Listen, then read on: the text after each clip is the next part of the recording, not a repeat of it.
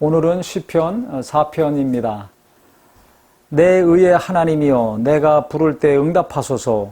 곤란 중에 나를 너그럽게 하셨사오니 내게 은혜를 베푸사 나의 기도를 들으소서. 이 4편 1절의 말씀인데, 하나님이여 내가 부를 때 응답하소서. 곤란 중에 나를 너그럽게 하셨사오니 내게 은혜를 베푸사. 곤란 중에 나를 너그럽게 하셨사오니, 우리가 곤란한 일을 당하면 마음이 굳어지기가 쉽습니다. 다쳐지기가 쉽습니다. 그런데 하나님이 은혜를 주시면 어떻게 됩니까? 마음이 좀 덜 굳어지고 덜 다치게 되죠. 즉 마음이 너그럽게 됩니다. 그러니까 이 다윗이 하도 여러 가지 일을 많이 겪고 그때마다 하나님 의지해서 도움을 받은 경험들이 많기 때문에 곤란 중에 나를 너그럽게 하셨사오니, 참 아주 적절한 표현입니다. 나를 너그럽게 하셨사오니. 우리가 시험을 들거나 고난을 당하고 어려운 일을 겪게 되면 너그러워집니까? 너그러워지지 않습니다. 근데 하나님이 도와주시면, 하나님의 은혜가 임하면 너그러운 마음이 됩니다. 여유가 있게 됩니다. 딱딱한 마음이 아니라 부드러운 마음, 닫혀진 마음이 아니라 열린 마음의 소유자가 되죠.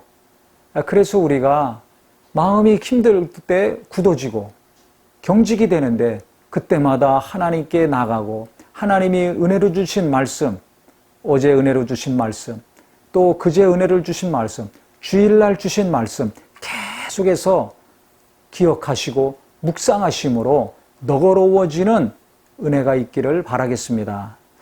그래서 내게 은혜를 베푸사 나의 기도를 들으소서 그랬습니다. 하나님이 너그럽게 해주셔야지 우리가 기도할 수 있고, 기도해야 또 하나님의 도움을 받을 수 있지 않습니까? 그래서 계속 기도하는 심령, 그 기도 가운데 응답받는 삶이 되려면, 나는 날마다 하나님의 은혜가 필요하구나. 어떤 은혜입니까? 내 마음을 너그럽게 하시는 은혜, 내 마음을 녹여주시는 하나님의 은혜를 날마다 사모하기를 주님의 이름으로 축원합니다. 그 다음에 특별히 이 시편 4편에서 은혜가 되는 말씀은 저는 7절이었습니다. 7절에 보면, 주께서 내 마음에 두신 기쁨은 그들의 곡식과 새 포도주가 풍성할 때보다 더하니이다.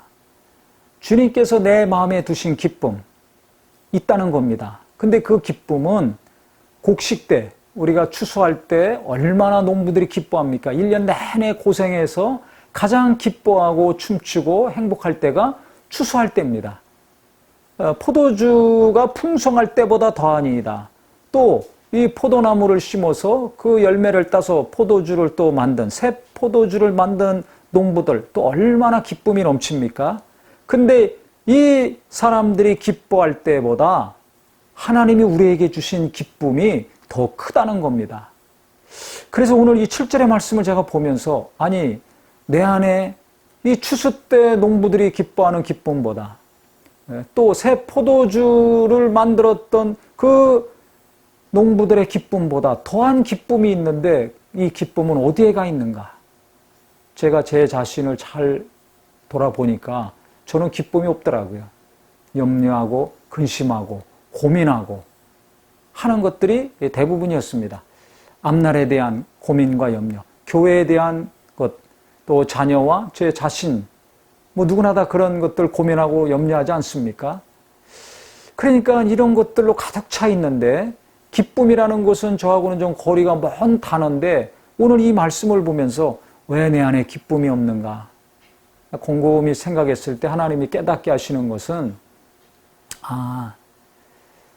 기쁨이 없는 것이 아니라 이미 하나님이 이와 같이 기쁨을 주셨는데, 하나님의 기쁨을 주셨는데 내가 그것을 발견하지 못하고 누리지 않고 살고 있구나.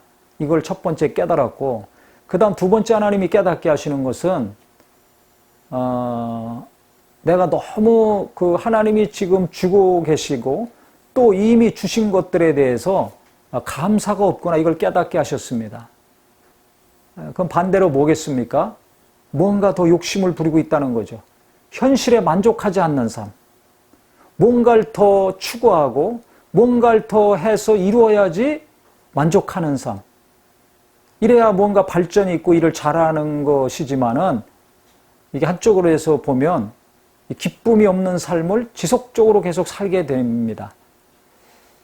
그래서 계속 일을 추구하고 잘하려고 하고 새로운 것을 또 하려고 하는 분들의 공통적인 특징은 그것이 이루어졌을 때, 즉 자기가 원하는 것이, 계획하는 것이 이루어져야 기쁘고 감사하지, 그렇지 않으면 그것이 이루어질 때까지는 긴장, 고민의 연속이죠. 감사가 없고 기쁨이 없는 경직된 삶을 살 수밖에 없습니다. 그래서 그런지 제가 항상 얼굴이 경직돼 있고 말도 굳어지는 때가 있지 않나 이렇게 생각을 했습니다. 그래서 오늘 말씀, 이 7절의 말씀을 계속 묵상하는데 우리 성도님들 또 이 시대를 사는 많은 분들을 보면 기쁨이 있는 분들이 누가 있습니까? 다 얼굴에 근심이 있고 수심이 깊고 탄식이 나오는 경우가 많죠. 아니 그러면 아무리 상황이 어렵다 할지라도 하나님이 우리 마음에 이 놀라운 기쁨을 주셨는데 왜 많은 대부분의 그리스도인들이 이 기쁨을 발견하지 못하거나 아니면 기쁨을 누리지 못하고 살고 있는가 생각했을 때 두 가지를 하나님이 생각나게 하셨습니다. 첫째는 믿음이 연약하구나. 하나님을 인정해야 되는데 하나님 인정하지 않고 또 하나님이 함께 하신다는 것도 믿어야 되는데 우리가 아들이라고 하지 않았습니까? 그럼 하나님이 지키시고 보호하신다는, 함께 하신다는, 귀하게 여기신다는 것을 믿으면 우리가 기뻐할 수 있는데 이 믿음이 없는 거죠. 하나님의 존재는 인정하지만 함께 하신다는 것도 인정하지만 어린아이들이 엄마 아빠를 기뻐하듯이 그런 순수한 믿음이 없는 겁니다. 그래서 교회 오래 다니고 말씀도 많이 알고 가르치고 배웠지만 실제 제 민낯을 보는 것 같은 부끄러움이 있었습니다. 아, 진짜 하나님이 기뻐하시는 믿음으로 내가 살지 않고 있구나.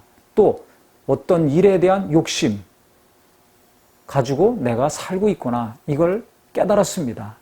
그래서 우리가 진짜 기쁨이 있어야 될 텐데 하나님이 지켜주시고 보호하시고 귀하게 여겨주시니까 얼마나 이게 감사하고 기쁜 일입니까? 그냥 감사와 기쁨으로 날마다 살아야 될 텐데 날마다 한숨과 탄식으로 산다면 이건 믿음이 없는 것이고 그 다음에 하나는 욕심이 너무 많은 것입니다. 내가 원하는 거 이루어져야 직성이 풀린다면 내가 계획하고 기도하는 것이 이루어져야 그때야 한숨이 떠나가고 평안이 찾아온다면 이건 분명한 욕심이 잉태된 것입니다.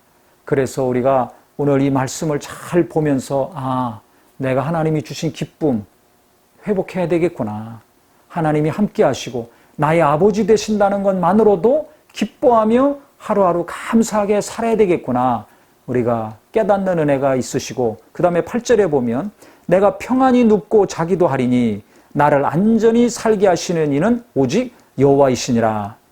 내가 평안히 눕고 자는 거, 날마다 평안히 눕고 평안히 깨는 거, 안전하게 살게 하시는 분 오직 하나님 한 분이라는 고백.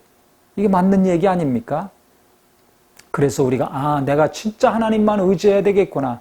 그 가장 능력 있는 분이 나와 함께 하신다는 것, 나를 돌보시고 나의 아버지 되신다는 것만으로도 내가 고민하며 잠자는 것이 아니라 이 말씀처럼 평안하게 잠을 자고 아침에 일어날 때도 일어나기 싫어서 억지로 일어나 출근하고 직장으로 학교로 가는 것이 아니라 평안 가운데 일터로 학교로 가는 저와 우리 모든 성도님들이 되기를 바랍니다.